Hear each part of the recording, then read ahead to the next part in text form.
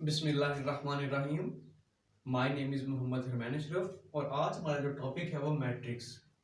Matrix के simplification, इसकी basics. सबसे पहले हम बात करते हैं मैट्रिक्स की डेफिनेशन की। मैट्रिक्स होता क्या है? इसको अगर उर्दू में बयान करो तो किसी भी रेक्टेंगुलर अरे को ब्रैकेट्स में, स्क्वायर ब्रैकेट्स में बंद कर देने को हम कहते हैं मैट्रिक्स। फॉर एग्जांपल हमारे पास एक वैल्यू है 1, इसको हमने स्क्वायर ब्रैकेट्स में बंद कर दिया तो एक मैट्रिक्स बन गया। हमारे पास है 1 एंड 2, अगर हमने इसको स्क्वायर ब्रैकेट्स में बंद कर दिया ये हमारे पास बन जाएगा मैट्रिक्स। ऐसे कोई वैल्यूज है ए बी सी डी, इसको हमने स्क्वायर ब्रैकेट्स में बंद कर दिया तो हमारे पास बन जाएगा मैट्रिक्स। मैट्रिक्स को जो बेसिकली इसका कंसेप्ट था वो दिया था आर्थर केले ने 1858 के अंदर। तो बेसिकली हमारे पास जो मैट्रिक्स है उसकी डेफिनेशन हम देंगे इसके रेक्टेंगुलर अरे of numbers of rose and columns. अब हमारे पास कोई भी मैट्रिक्स होगा, अब रोज कहते हैं इस हॉरिजॉन्टल वे को, सीधी लाइंस को। तो बेसिकली रो, अगर इसमें हम रोज बनाए तो हमारे पास 2 रोज बन रही हैं, मतलब ये हमारे पास इसकी फर्स्ट रो है, ये इसकी सेकंड रो है। तो इसमें कितनी रोज हैं? 2। अब किसी भी मैट्रिक्स में हम उसके हॉरिजॉन्टल वे में देखा जाए तो जितनी रोज बनेगी वो हमारे पास उसकी नंबर ऑफ रोज कहलाएंगी। कॉलम्स नीचे को होते हैं जिसको हम वर्टिकल कहते हैं। तो बेसिकली इसमें अगर हम नीचे को ड्रा करें तो 2 लाइंस बनती हैं, इसका मतलब ये इसका कॉलम 1, ये कॉलम 2, इसमें 2 कॉलम और 2 रोज हैं। इसका मतलब है हमारे पास इस मैट्रिक्स का जो ऑर्डर बनेगा वो ऑर्डर हमारे पास होता है number of rows by number of column, मतलब 2 बाय 2। इसको हम इस तरह भी लिख सकते हैं 2 क्रॉस 2। अब किसी भी मैट्रिक्स के बारे में जो इन्फॉर्मेशन है वो हम उसके अंदर मौजूद ये वाले जो वैल्यूज हैं इसको हम एंट्रीज भी बोलते हैं, इसको हम एलिमेंट्स भी कहते हैं। ठीक है, सबसे पहले मैट्रिक्स के बारे में डेफिनेशन होगी, उसके बाद इसके बारे में इसके रोज और कॉलम्स के बारे में पढ़ लिया, इसका ऑर्डर क्या होता है। जब भी आपसे क्वेश्चन आएगा what is the order of this matrix, तो हम क्या करेंगे, उसमें number of rows by number of columns ही बताएंगे। तो हमारे पास इसके अंदर एक रो है और 2 कॉलम है, तो इसका हमारे पास जो ऑर्डर बनेगा वो है 1 बाय 2। याद रहे, पहले रोज बाद में कॉलम। अगर आपने पहले कॉलम बाद में रोज बता दिया तो आपका गलत हो जाएगा, इसलिए पहले रोज की तादाद उसके बाद कॉलम्स की तादाद आपने बतानी है। इस जैसे आपके एमसीक्यूज आ सकते हैं, क्विज आ सकता है जो इन्हीं में से आएगा, इन्हीं जैसा क्वेश्चन कि आपने नंबर ऑफ रोज और नंबर ऑफ कॉलम्स की स्ट्रेंथ बतानी होगी कि इस मैट्रिक्स का ऑर्डर क्या है। ठीक है, अब हम चलते हैं इसका थोड़ा सा आगे कि हम मैट्रिक्स को ऐड सब्ट्रैक्ट कैसे कर सकते हैं। तो सबसे पहले हम देखते हैं इसको ऐड कैसे करना है। फॉर एग्जांपल हमारे पास 2 मैट्रिक्स है 1 2 3 4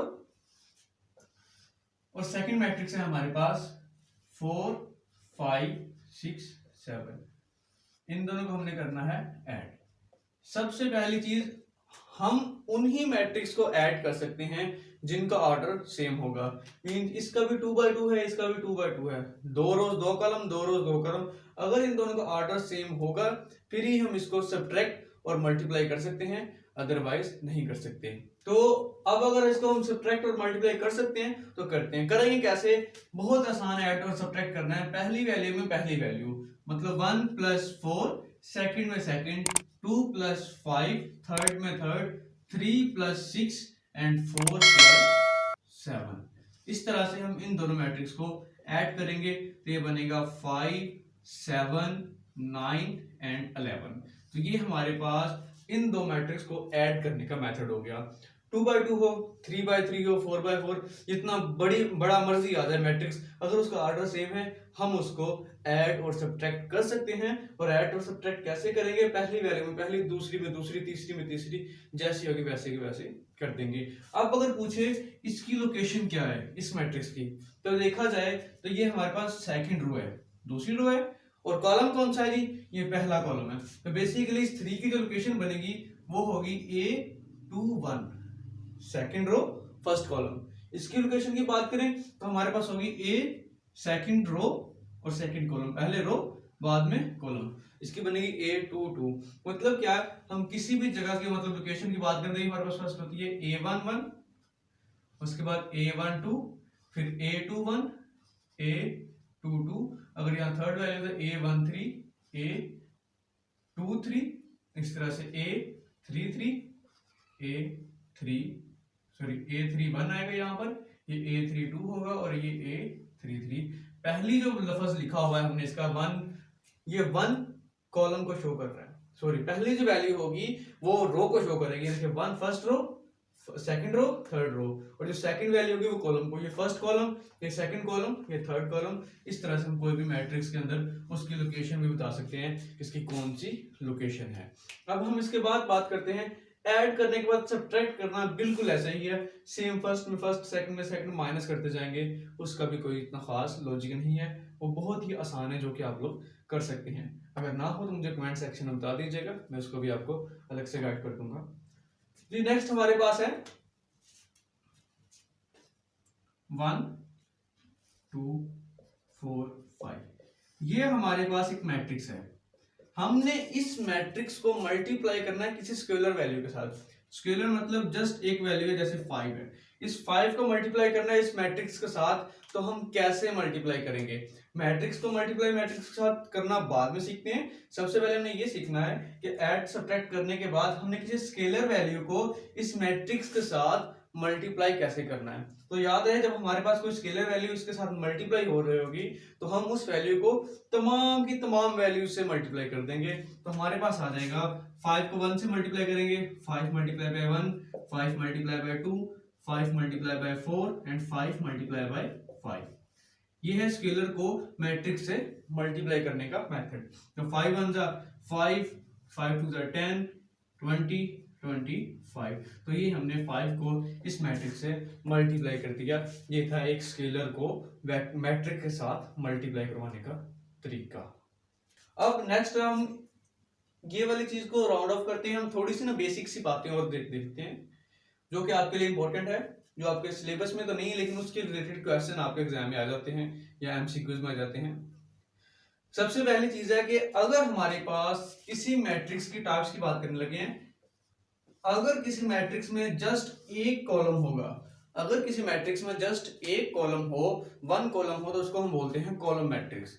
अगर किसी मैट्रिक्स में जस्ट एक रो होगी तो उसको हम कहेंगे रो मैट्रिक्स। अगर number of rose number of columns के इक्वल आ जाएं, मींस ये कि 2 रोज 2 कॉलम, 1 रो 1 कॉलम, या 3 रो 3 कॉलम, तो हमारे पास ऐसे मैट्रिक्स को कहते हैं स्क्वायर मैट्रिक्स। लेकिन अगर number of rose number of columns के इक्वल ना आए, मतलब जैसे 1/2, 1/2, 1/3, 3/1, मतलब ये कि रोज और कॉलम्स के स्ट्रेंथ इक्वल ना हो, तो फिर हम ऐसे मैट्रिक्स को कहते हैं, ये हमारे पास होता है रेक्टेंगुलर मैट्रिक्स। अगर किसी मैट्रिक्स में तमाम की तमाम एंट्रीज जीरो हों, जैसे कि ये मैट्रिक्स 0 0 0 0, एक मैट्रिक्स है जिसमें तमाम की तमाम एंट्रीज जीरो हैं, तो ऐसे मैट्रिक्स को हम कहते हैं नल मैट्रिक्स या zero matrix, NULL, null matrix या जीरो मैट्रिक्स। ठीक है, अब बाकी ये बेसिक सी बातें जो आपको मैं बताना मुनासिब समझा, ये आपका मैट्रिक्स का इंट्रोडक्शन हो गया। इसके अंदर हमने क्या किया, सबसे पहले मैट्रिक्स की डेफिनेशन। ठीक है, नेक्स्ट मैट्रिक्स के बारे में किसने आइडिया पेश किया, वो था आर्थर केले, जो कि 1858 में उसने ये पेश किया थ्योरी। नेक्स्ट हमारे पास मैट्रिक्स होता क्या है, किसी भी स्क्वायर में ऐड कर देना, मतलब स्क्वायर ब्रैकेट्स में वैल्यूज लिखना, मैट्रिक्स कहलाएगा। फिर मैट्रिक्स के अंदर रोज, उसकी जो हॉरिजॉन्टल वे में होती है उसको रोज कहते हैं, जो वर्टिकल होंगे उसके कॉलम्स बन जाएंगे। Number of rows by number of columns लिखेंगे तो हमारे पास वो उसका मैट्रिक्स का ऑर्डर कहलाता है, कि इस मैट्रिक्स में कितना ऑर्डर है, क्या ऑर्डर है, number of rows by number of columns. जैसे इसमें 2/2 था, इसका 1/2 है, इसका 1/1 है, इसका 3 रोज है, 3 कॉलम्स है, इसका 3/3 हो जाएगा, and up to so on. उसके बाद हमने देखा हम दो मैट्रिक्स को ऐड कब कर सकते हैं, दो मैट्रिक्स को तभी ऐड और सब्ट्रैक्ट कर सकते हैं जब दोनों का ऑर्डर सेम होगा। तो इन दोनों का ऑर्डर सेम हो गया, 2/2 था दोनों का, इसलिए हमने इनको ऐड कर दिया। इस तरह से इन दो का सब्ट्रैक्ट भी हम उसी वक्त कर पाएंगे अगर इनका ऑर्डर सेम हो। उसके बाद हमने देखा किसी जो स्केलर वैल्यू है उसके साथ हम कैसे मल्टीप्लाई कर सकते हैं, तो हमने स्केलर वैल्यू को एक मैट्रिक्स से मल्टीप्लाई करना भी सीख लिया। नेक्स्ट हमने इसके बाद देखा कुछ बेसिक चीजें कि रो मैट्रिक्स किसे कहते हैं, कॉलम मैट्रिक्स किसे कहते हैं, स्क्वायर मैट्रिक्स किसे कहते हैं, रेक्टेंगुलर मैट्रिक्स किसे कहते हैं, नल मैट्रिक्स या जीरो मैट्रिक्स किसे कहते हैं। आज के लिए इतना ही, उम्मीद करता हूँ आपको इसकी समझ आ गई होगी। Thank you.